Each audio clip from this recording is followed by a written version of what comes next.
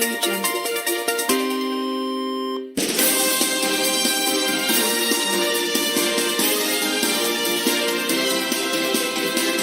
मैं वंदना अग्रवाल और आप देख रहे हैं रेड इंडिया न्यूज़ चैनल। इस वक्त मैं मौजूद हूं दक्षिणपुरी वार्ड 74S में और हमारे साथ मौजूद हैं विवेक कोलासिया जी, जो कि पूर्व प्रत्याशी बीजेपी रह चुके हैं।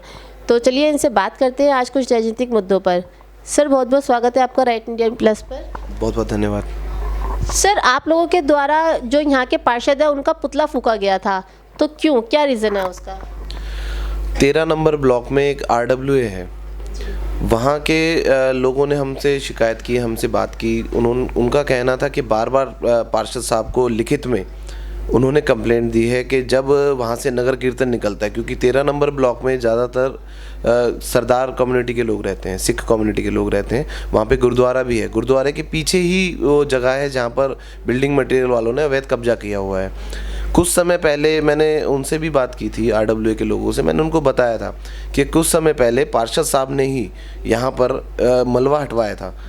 वो इसी कारण से हटवाया था कि वहाँ पर बिल्डिंग मटेरियल के लोगों को वहाँ पर जगह दी जाए। फिर जो उनकी साठगांठ हुई होगी उनसे, उसका मैं कुछ कह नहीं सकता, लेकिन वहाँ पर RWA और स्थानीय लोगों का रोष था कि भाई यहाँ से जब नगर कीर्तन निकलता है तो हमें जगह नहीं मिलती, क्योंकि वहाँ पे ट्रक्स खड़े रहते हैं, बिल्डिंग मटेरियल का सामान पड़ा हुआ है वहाँ पर। अगर वहाँ के लोग उस जगह को यूटिलाइज़ कर लें एज अ पार्किंग, वहाँ पे अपनी गाड़ी खड़ी कर सकते हैं। वहाँ पे रेजिडेंट्स लोग हैं, वहाँ पर रहते हैं, क्यों अपनी गाड़ी खड़ी नहीं कर सकते? उनको वहाँ पर मेन रोड पर अपनी गाड़ियाँ खड़ी करनी पड़ रही हैं। तो इस कारण को लेकर हमने वहाँ पर उनका पुतला फूका था, लेकिन उसके बावजूद भी उनके कान पे जूं नहीं रहेंगे। इतने बेशरम पार्षद चुने हैं यहाँ की जनता ने, और आम आदमी पार्टी के, मैं कहना चाहूँगा, ऐसे बेशरम लोग हैं कि अभी तक वहाँ पर कुछ वो पूछने तक नहीं गए, वहाँ पर के लोगों से भी बात नहीं की उन्होंने। इवन RWA की जो लिखित कंप्लेंट है उसका भी जवाब नहीं दे रहे हैं। दिल्ली सरकार की आबकारी नीति, जिसके तहत हर वार्ड में 3 ठेके खोले जा रहे हैं, तो ठेके तो पहले भी खुले थे और ठेके अब भी खुल रहे हैं। लोग शराब पहले भी पीते थे और अब भी पी रहे हैं, तो उसके लिए इतना शोर शराबा क्यों, इतना विरोध क्यों?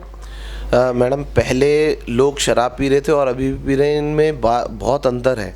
आप बोल रहे हैं कि हर वार्ड में 3 ठेके, आप समझ जाइए कि हर वार्ड में अगर 3 ठेके खुल गए तो क्या दुर्दशा होने वाली है।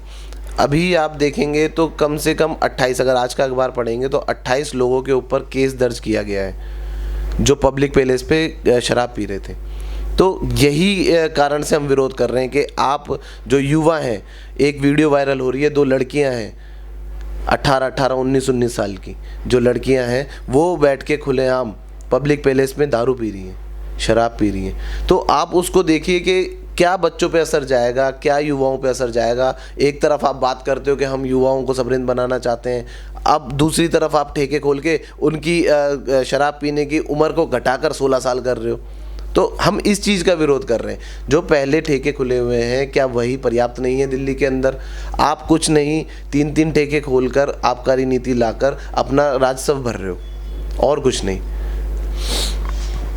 सर, यहाँ के जो निगम पार्षद हैं उनका कार्यकाल 4.5 साल हो चुके हैं उनको, तो उनके जो 4.5 साल में कार्य थे, क्या वो कार्य कर पा रहे हैं जो उनके करने के थे? क्या आप उससे संतुष्ट है? जनता प्रसन्न है उनके कार्य से? सबसे पहला सवाल आपका था कि आपने पार्षद का पुतला फूका। अगर वो कार्य कर रहे होते 4.5 साल तक तो पुतला फूकने की ज़रूरत नहीं पड़ती।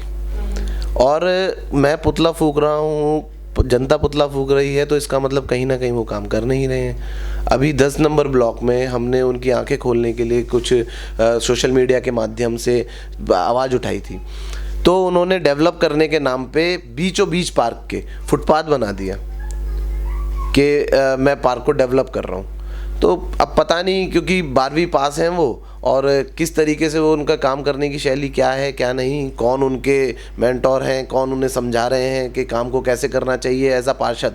तो मुझे नहीं लगता उनको समझ है इतनी कि 4.5 साल में कि जो काम होने चाहिए। अगर आप जनता से भी सर्वे करें, जनता से भी पूछें, तो जनता आपको बताएगी कि उन्होंने क्या काम करा है, सिवाय अपनी गरीबी दूर करने के काम नहीं हुए कोई भी। सर, निगम के चुनाव आ रहे हैं, तो बीजेपी का इन चुनावों में क्या मुद्दा है? मुद्दा सबसे बड़ा तो यही है कि जो निगम द्वारा, जहाँ पर भी कांग्रेस के और आम आदमी पार्टी के निगम पार्षद हैं, अभी जहाँ पर काम नहीं हो पा रहा, जो लोग निगम के जो काम है वो ना होने के कारण नर्क भोग रहे हैं, तो सबसे पहले तो उनको हटाना, वहाँ पर भाजपा जीते और वहाँ पर जैसा और जगहों पर काम हो रहे हैं जहाँ पर भाजपा के निगम पार्षद हैं, जहाँ पर जैसे काम हो रहे हैं वैसे कामों को भी हम करवाएंगे। तो यही हमारा अभी मुद्दा है, यही एजेंडा है और प्रयास हमारा ये है कि केजरीवाल साहब भी नींद से जागें और जो निगम को जो बकाया पैसे हैं वो जल्दी से जल्द दें ताकि निगम अच्छा काम करे। सर, आम आदमी पार्टी के द्वारा कई अभियान चलाए जा रहे हैं, जैसे कि पहले था उनका आपकी पार्टी आपका द्वार और फिर अब एमसीडी में बदलाव। तो इस अभियान, जिस तरह से ये अभियान चल रहे हैं, तो एमसीडी के चुनावों पर बीजेपी पर ऐसा असर पड़ेगा?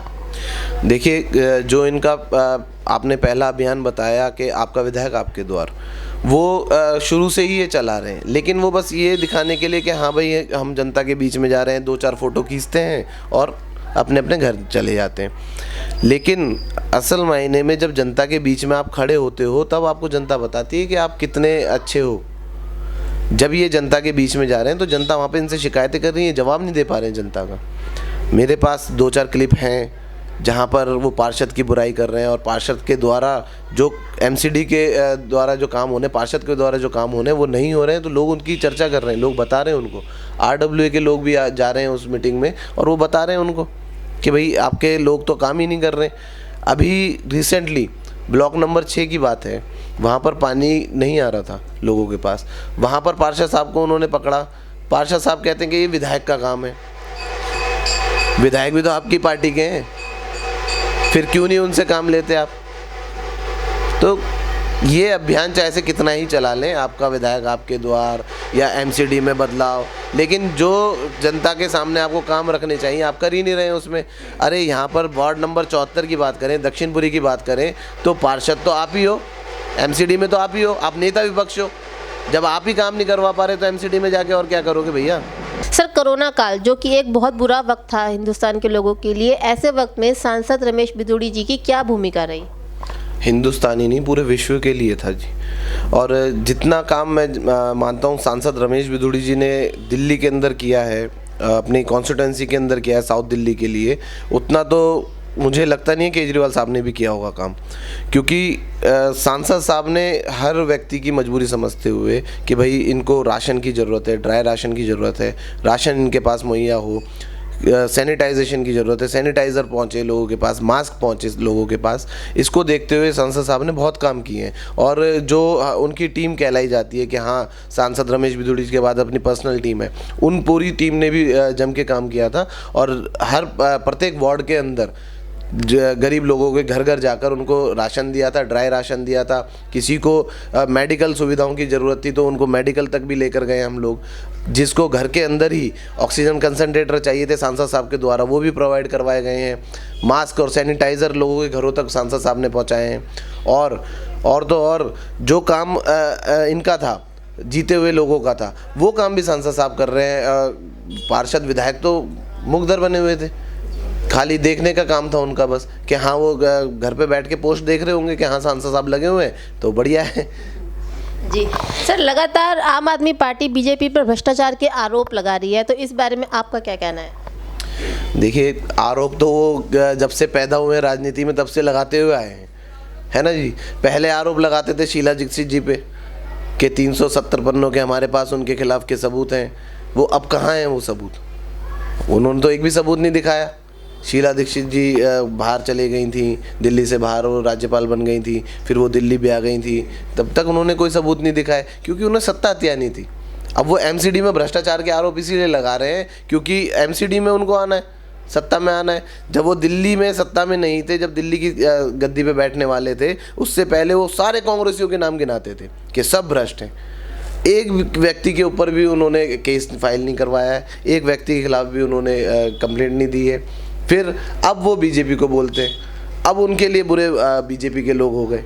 तो ये सब कुछ वो मैनिपुलेट कर रहे हैं और उन्हें एमसीडी के अंदर सत्ता हथियानी है, इसी वजह से वो ये काम कर रहे हैं। सर, चलते चलते आखिरी सवाल, जो यहाँ के पार्षद जी हैं, क्या उनके लिए आप कोई संदेश देना चाहेंगे?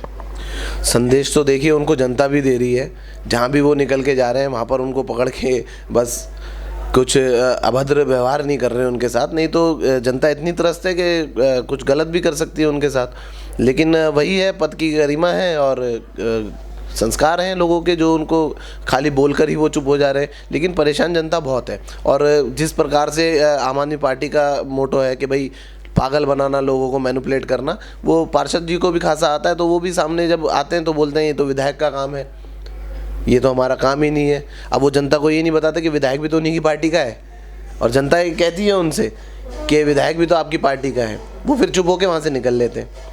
तो पार्षद जी के लिए मेरा यही संदेश है कि पार्षद साहब 4.5 साल बीत गए हैं, कृपया करके अगर आपकी गरीबी अब दूर हो गई हो, क्योंकि गाड़ी में चल रहे हैं पार्षद जी, पहले जो किराए पे रहते थे वो अब गाड़ियों में चल रहे हैं, तो अगर आपकी गरीबी दूर हो गई तो कृपया करके जनता के लिए भी हित के काम करें।